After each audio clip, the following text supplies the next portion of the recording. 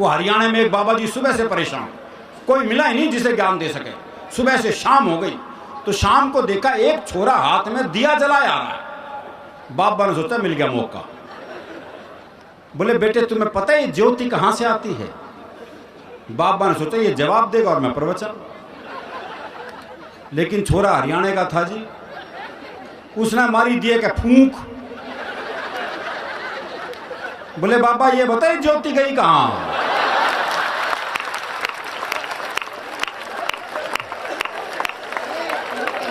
तो हम प्रवचन सुन नहीं सकते।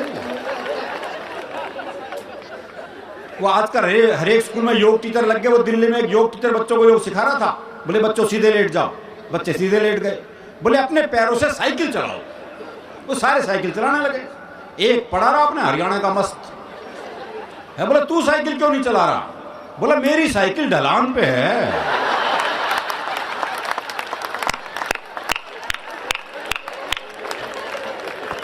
अब सिखा लो ने योग। ये आजकल के बच्चे सीखे सिखाए बच्चे साहब, टीवी कंप्यूटर युग के बच्चे हैं, टेक्नोलॉजी के बच्चे, सही बता रहे हैं।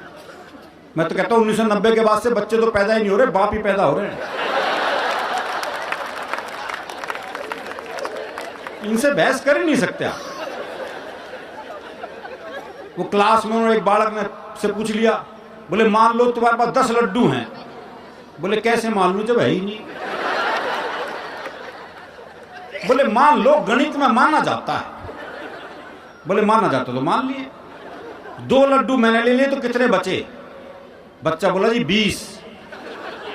बोले ये कौन सा गणित है? बोले गणित में तेरी माननी जाएगी बस।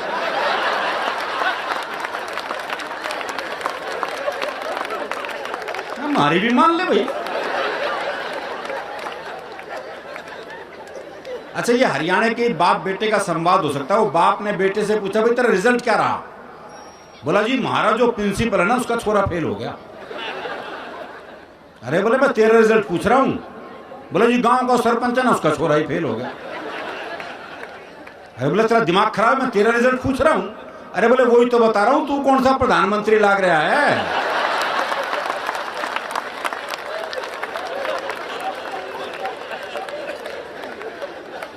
वो बाप जो है बेटे की रिपोर्ट कार्ड देख रहा था। अरे बोले फेल हो गया, आज के बाद बापू मत कह दियो बस। अरे बोले बापू क्यों परेशान हो रहा है? स्कूल की रिपोर्ट आई है, कौन सी डीएनए रिपोर्ट आ गई है?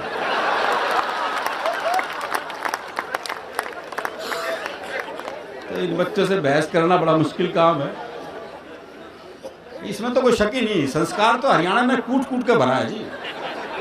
वो हरियाणा के गांव में स्कूल के पास ही शमशान घाट था, तो गांव में कोई मरता स्कूल की छुट्टी हो जाती तो बच्चे बड़े खुश, बोले सही जगह स्कूल है। वो एक दिन 8-10 बालक स्कूल जा रहे थे तो स्कूल के बाहर 2 बूढ़े बैठे बीड़ी पी रहे थे। तो एक छोरा बोला हमारी 2 छुट्टियां तो बाहर बैठी बीड़ी पी रही से।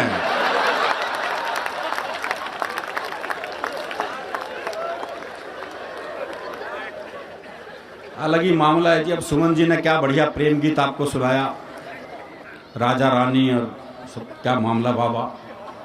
वो सुना सकते हैं, लखनऊ की हैं, लखनऊ से आई है, गाजीपुर के, उत्तर प्रदेश के लोग सुना सकते हैं। हरियाणा वाले सोच भी नहीं सकते, क्योंकि हमारे यहाँ तो प्रेम ब्याह के बाद होता है ना जी। भाई ब्याह से पहले प्यार कर ले तो हम तो पेड़ पे ही लटके मिलते हैं। हमारे यहाँ प्रेम सबसे मुश्किल काम है। जिसने किया ब्याह के बाद ही किया, चाहे गोपाल कांडा हो चाहे चंद्रमोहन हो। वो हरियाणा के एक बस कंडक्टर का ब्याह हुआ तो पहली रात को जो कमरे में पहुंचा तो पलंग पे बैठी हुई दुल्हन से जो उसका पहला संवाद था वो उसके प्रेम प्रदर्शन का चरमोत्कर्ष था। पलंग पे बैठी हुई दुल्हन से बोला एक तरफ सरक ले, एक सवारी और बैठेगी।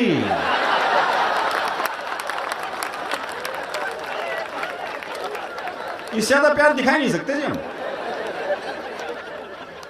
वो एक 22-23 साल का लड़का जी जबरदस्त बारिश में तरबतर भीगा हुआ हलवाई की दुकान पे पहुंचा। बोला 5 रुपए का दही दे दे। तो हलवाई ने पूछ लिया भाई तेरा ब्याह हो लिया? और बोले तू क्या सोचते तूफान है मेरी मां भेजेगी मैं दही लेने?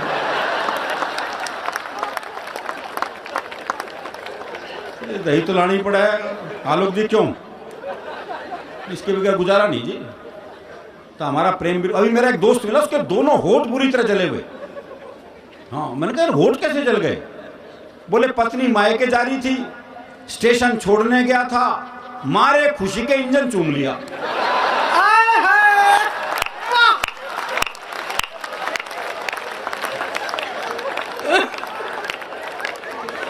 हमारी खुशी भी अलग अलग ढंग से प्रकट होती है। यहाँ पे वजीरी तालिया ने बताया कि कई इंजन चुभने वाले बैठे हैं यहाँ भी। वो जावा जब तो चूमे बेचारे, दिक्कत तो वही है ना। अब वो मेरे एक दोस्त है प्रहलाद जी, उनकी पत्नी का अपहरण हो गया। तो अपहरण करता है, पत्नी की एक उंगली काट के साथ में चिट्ठी भेज दी। बोले 50 लाख रुपए भिजवा दो वरना डैश डैश डैश।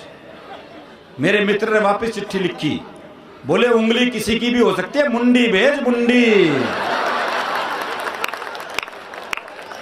ऐसे उंगलियों के बहकावे में भी नहीं आते। और ये प्रेम हमारे यहाँ मनुष्यों का क्या, पशु पक्षियों तक का ऐसा है जी। वो मेरा एक दोस्त है, उसने तोती पाली। दुनिया तोता पालती है, तोती पाली। 3 दिन के लिए से कहीं बाहर जाना था। बोले यार क्या करूं, कौन दाना पानी देगा, बड़ा चिंतित हूं।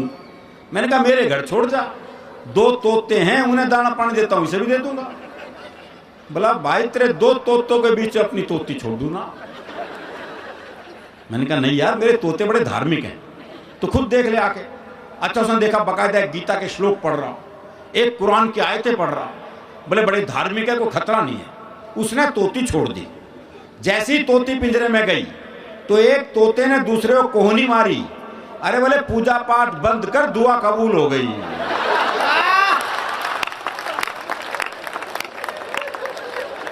हमारे यहाँ तो पूजा पाठी भी क्या निकले, कोई भरोसा नहीं है जी। क्योंकि हम कितने धार्मिक हैं हमें पता है। जब हम मंदिर जाते हैं, जूते ऐसी जगह उतारते हैं जहां से भगवान भी दिखते हैं और जूते भी। बल्कि जूतों का दिखना ज्यादा जरूरी है। हाँ, भगवान तो कल भी वहीं मिलेगा। तो हमारा धार्मिक मामला ही बिल्कुल अलग है। वो एक हरियाणा का बूढ़ा मरण हो रहा था। अच्छा, आपको हमारे यहाँ वृद्धाश्रम की भी समस्या नहीं मिलेगी। हरियाणा में अगर बूढ़े को पता लग जाए कि बेटा मुझे वृद्धाश्रम में छोड़ के आने वाला है, तो बाप खुद बेटे को अनाथालय छोड़िया है। बोले जमा कर लो, इसने मेरा ना आई हो। तो हमारी संस्कृति थोड़ी अलग है। वो एक हरियाणा का बूढ़ा मरण न हो रहा, तो एक ने पूछ लिया, बोले मरण न हो रहा, अब तो राम का नाम ले ले। अरे बोले के नाम ले लूं? 15 मिनट बाद आमना सामना ही ना बोलेगा। तो हमारी धार्मिक स्थिति भी अलग है। दरअसल क्या है, हरियाणा का आदमी फुर्सत में रहता है, इसलिए हास्यरस में रहता है। हास्य के लिए थोड़ी फुर्सत चाहिए। वो एक ने रिक्शे वाले को आवाज दी, बोले खाली है? बोले हाँ। बोले आप फिर ताश खेलते हैं। इतनी फुर्सत जरूरी है जी। वो एक ने रिक्शे वाले से कहा, बोले स्टेशन चलेगा? बोले हाँ। बोले कितने पैसे? बोले 25 रुपए। बोले ये तो रहा स्टेशन। अच्छा, मैं पैसे कम कराने होते हैं, हम जगह को पास बुला लेते हैं। बोले ये तो रहा स्टेशन। रिक्शे वाला बोला हाथ नीचे कर ले वरना रेल के नीचे आ जाएगा।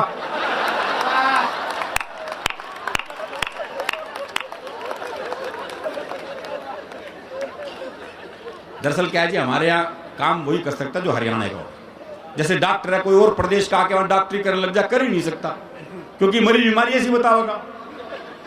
बोले डॉक्टर साहब कालजे में कुछ धुआं सा उठा है। अब समझ ले डॉक्टर क्या बीमारी है भाई। और डॉक्टर भी कमाल है। वो एक डॉक्टर एक मरीज का चेकअप कर रहा था, देखा उसकी दोनों टांगे नीली पड़ गई। बोले हो जहर चढ़ रहा है भाई, टांगे काटनी पड़ेंगी। दोनों टांगे काटी गई सा, नकली टांग लगवाई गई। देखा कुछ देर बाद नकली टांग भी नीली पड़ गई। बोले ओहो, तुम्हारी तो जीन्स ही रंग छोड़ती है।